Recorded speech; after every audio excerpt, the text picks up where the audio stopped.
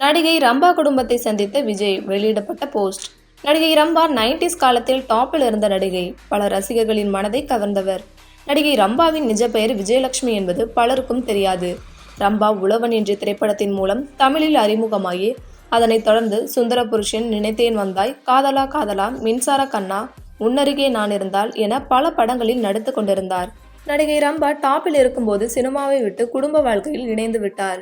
இலங்கை தமிழரான இந்திரகுமார் பத்மநாதனை 2010ஆம் ஆண்டு திருமணம் செய்து கொண்டு 2 மகள்கள், 1 மகன் இருக்கின்றனர்.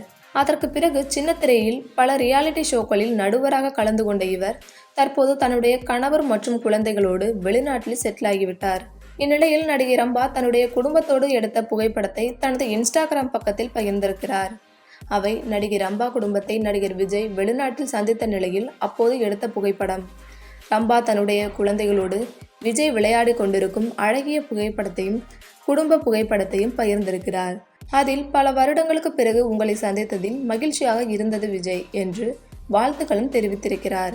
அதோடு இந்த புகைப்படங்களுக்கு தமிழக வெற்றி கழகம் என்ற ஹேஷ்டேகையும் ரம்பா பகிர்ந்திருக்கும் நிலையில் பலரும் வாழ்த்துக்கள் தெரிவித்து வருகின்றனர். மேலும் இந்த போஸ்ட் இணையதளத்தில் அதிகமாக பகிரப்பட்டு வருகிறது.